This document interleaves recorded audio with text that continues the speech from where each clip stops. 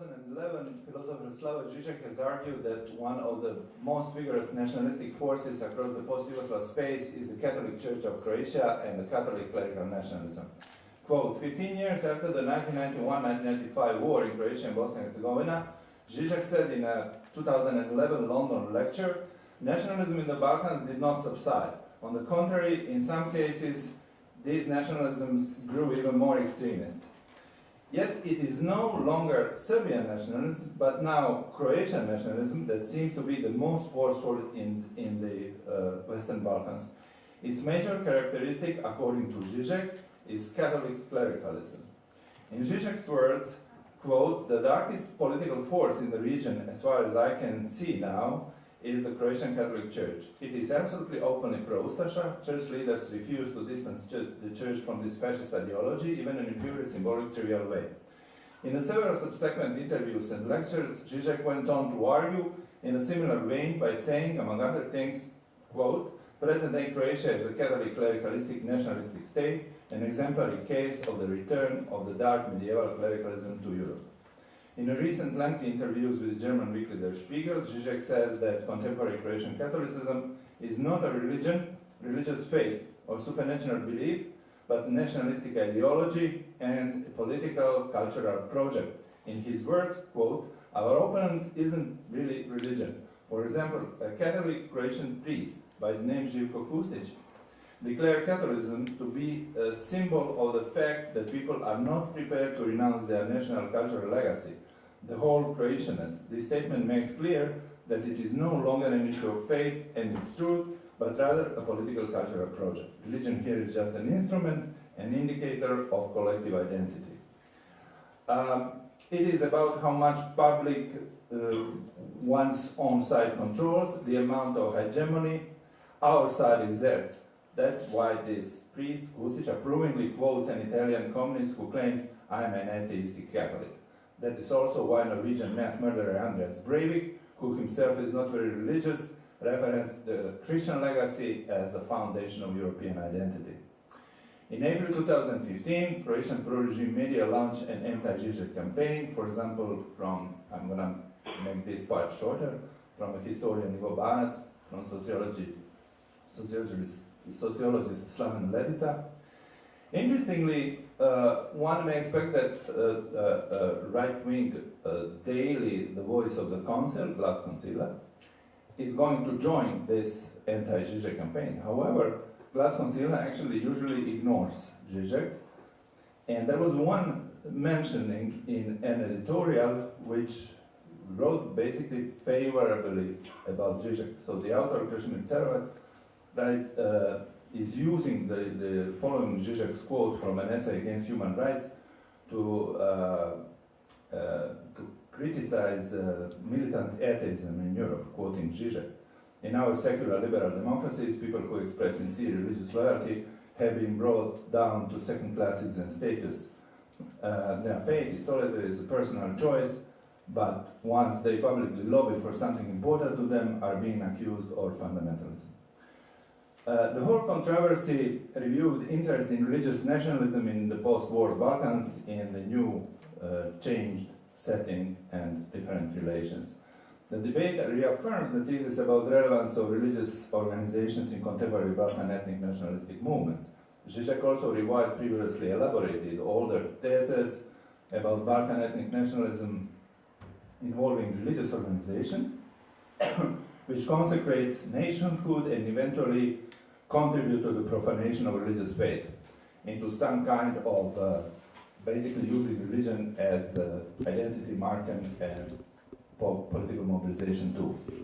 However, Žižek's recent emphasis on Croatian clerical nationalism as the darkest force and the most forceful nationalism calls for revision and reconsideration, possible revision, of the established perspective on Serbian nationalism as the principal instigator and the most forceful factor of the conflict. Arguably, Croatian nationalism is not merely a byproduct of Serbian nationalism, but a force with considerable autonomy that outgrew the challenger. Although Serbian nationalism incited and propelled the conflict in its early stage and reached the pinnacle during the 1991-95 war, Afterward, it went to a decline. It lost most of the initial vigor, particularly during the period of 2000 to 2008. That is from the fall of Milosevic to the independent statehood of Kosovo. Since the most vibrant and best consolidated ethnic nationalism, with the important role of religion, have become Croatian nationalism and Catholic clericalism. While Žižek's thesis is overall correct, like every broad generalization, it is not sufficiently thorough and detailed. In addition, Catholicism as a universal church is usually more heterogeneous than it seems. This also applies to the present-day Croat Catholicism. Nevertheless, in order to consider why clerical nationalism in Croatia surpassed the Serb rival, we need first to look at what actually Žižek was talking about, this kind of right-wing extremist clerical nationalism, and then I will just give you a couple of examples that the entire church is basically not homogeneous and that there are some pockets of resistance and voices of dissent that differ from this generalization. First of all, I would refer to Croatian Catholic nationalism since the 1990s as a national Catholicism, which I borrow from the Spanish case, from Spanish history, Spain under Francisco Franco. So that would be Nacional Catolicismo, as designed by Franco from 1939 to 1975. It operates within a weak state with unfinished nation-building process, and the church seems as the only relatively solid national institution. Accordingly, it would be a mistake to consider this national identity solid as it seems at face value. On the contrary, as the Spanish case shows, quote, in Spain, a chronologically weak state, a divided and largely undemocratic political class, and an increasingly polarized social and political climate impeded the construction of an effective system of national education and the emergence of a consensus on the shape and meaning of the Spanish national past. This in turn contributed to one of the most striking features of modern Spanish political and cultural life, the absence of a strong sense of Spanish as opposed to local and regional identity. Arguably, the post-Tuđman Croatia resembles Spain in the 1980s, 1990s, when the historical amnesia project faced manipulations with trauma, revision, and controversy. In Croatia today, the national church and perhaps the national football team are visible and perhaps the only solid national institutions, and they enjoy more legitimacy than the state, than the government. The Catholic Church, however, is not just state, it is state within state. And now I would again make the whole story shorter by, because I assume that it is very well known that in Croatia, since the 1990s, thanks primarily to it's not just church-state alliance, it is in fact established institutional legal system which is based on 4 treaties between Croatia and the Vatican, which cannot be amended by the National Assembly. Okay, so the Sabor, the Croatian National Assembly, doesn't have authority to change the treaties between Croatia and the Vatican, which means basically that the Vatican is above the state. And I would just remind you of the controversy from the 1930s between the Serbian Orthodox Church opposing the Concordat with the Vatican, anticipating something that happened much later. But I'm not sure that the Concordat that the Serbian Orthodox Church was opposing in the 30s was exactly meant to be the same as these 4 treaties. It would be much, much less power in the Kingdom of Yugoslavia for the Catholic Church than in the present-day Croatia for Croatian national Catholicism.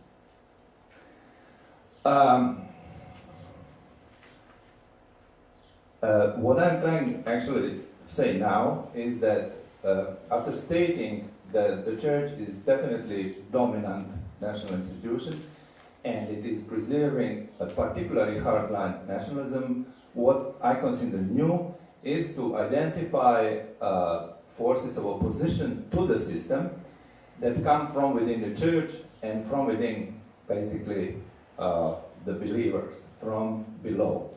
And I will identify 3 examples, which the first is what I call autonomous church circles, such as, for instance, the Theological Society Kršćanska Sadašnjost in Zagreb, and particularly the Franciscans of Sarajevo, affiliated with the Franciscan Theological Faculty in Sarajevo and the German Light of the World.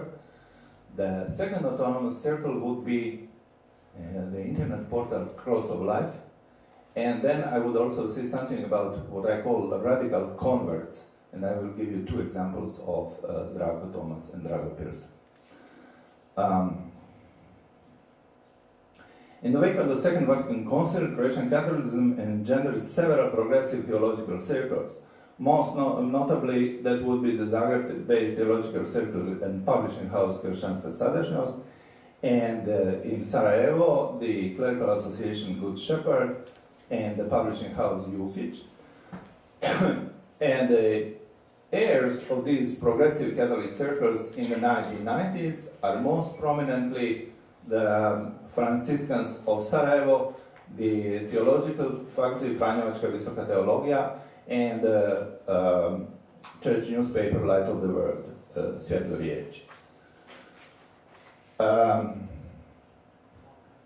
The Bosnian Franciscan theologian Ivan Bubalo, for example, went public as a radical critic of international management of the war in Bosnia and Herzegovina. He expanded his criticism on ethnic nationalistic parties and clerical elites.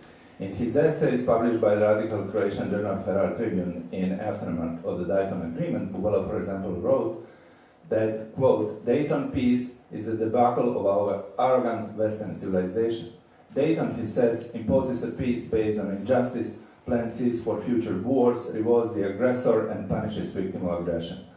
Quote again, leads to a permanent territorial partition until refugees return in significant numbers, which is unlikely, and, quote again, unmasks the postmodern Western humanitarian interventions as a fraud for the victims of aggression who naively expect relief and justice from such institutions.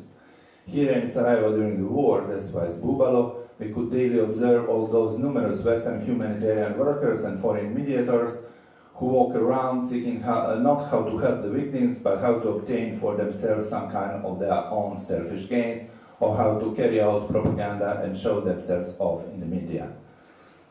I will again cut this short, but what I'm trying to say by these examples is that you notice the language. The radical critical language is completely different from the language of the church hierarchy, which is apologetic. It's mostly about perpetuating the newly converted nationalism.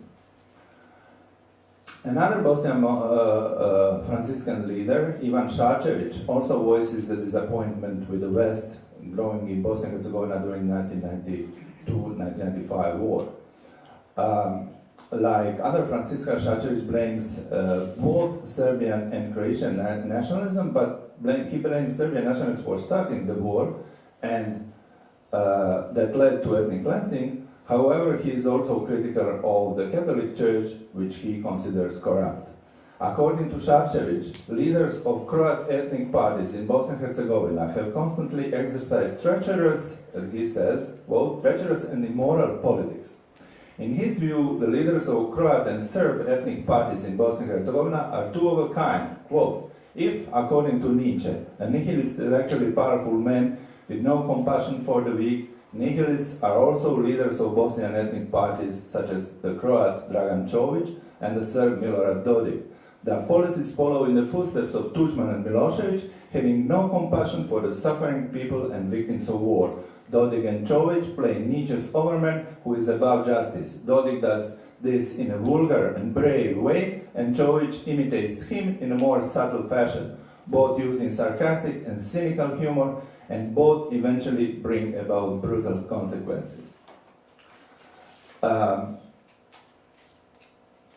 One comment from the Bosnian Franciscan circle on the historical revisionism is present-day Croatia, the Ustaša revival. So, for example, the Franciscan historian Petar Jelec who wrote a doctoral thesis about the Catholic Church in the independent state of Croatia during World War II. He thinks, quote, that the Ustaša state was founded on crime. The Ustaša leader, Ante Pavelić, was a traitor to his people. The independent state of Croatia is an episode from history of the Croats that caused many innocent victims.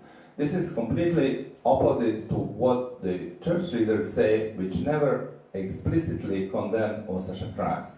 For example, most recently, at the commemoration at Bleiburg, a week ago, they talk about the Cardinal Božanić is talking about the evil of fascism and Nazism in Europe, but not he never mentioned Ustaša and the independent state of Croatia.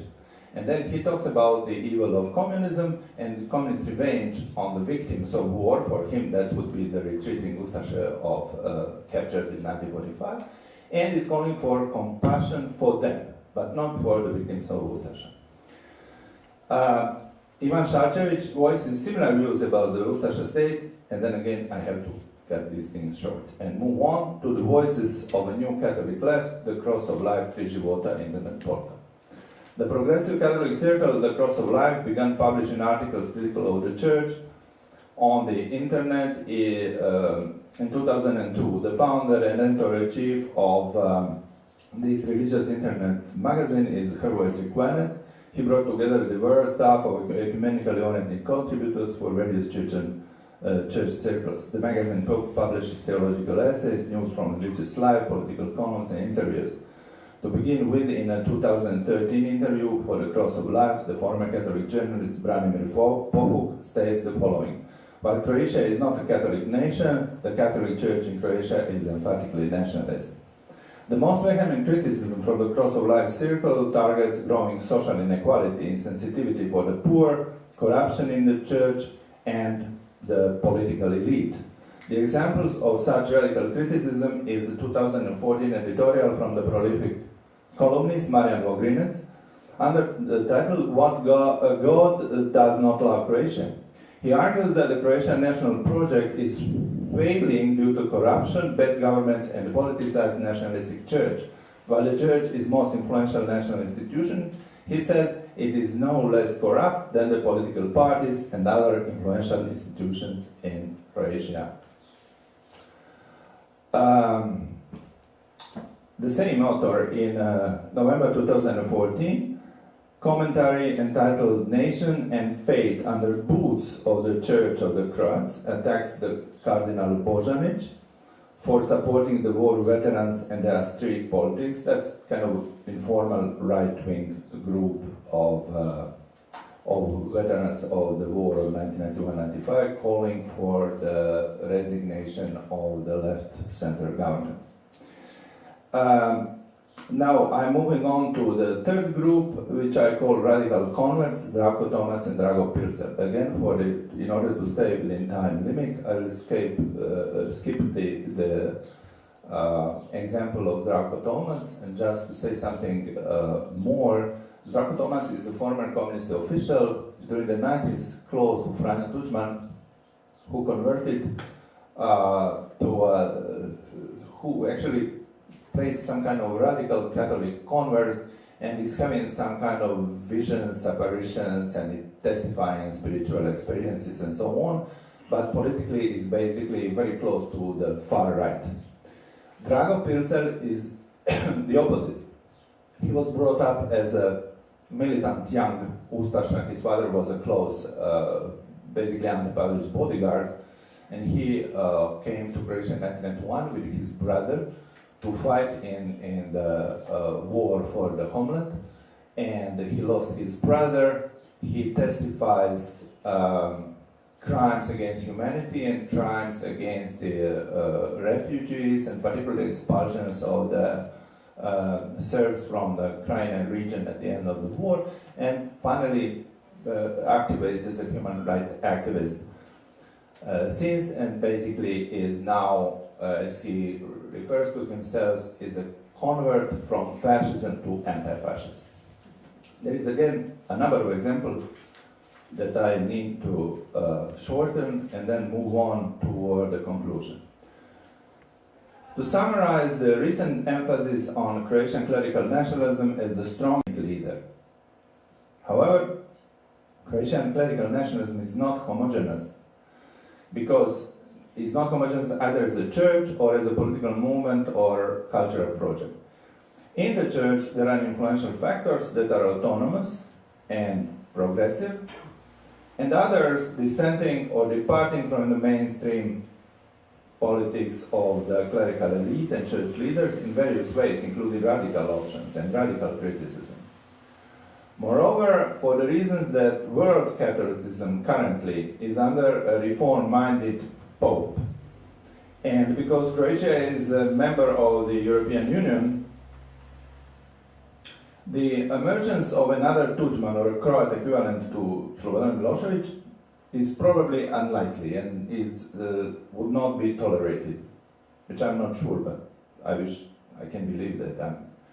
Although they would probably tolerate some kind of new Tudjman or new Milosevic if he stays on good terms with banks and International Monetary Fund. But I wish to believe that it won't be, that such option would not be tolerated. So it is in any case questionable for how long this strong Croatian nationalism can retain the current level of mobilization. In all likelihood, it will subside in the near future unless a recovery and comeback of Serbian nationalism that would focus primarily on Croatia and Bosnia and Herzegovina. Thank you.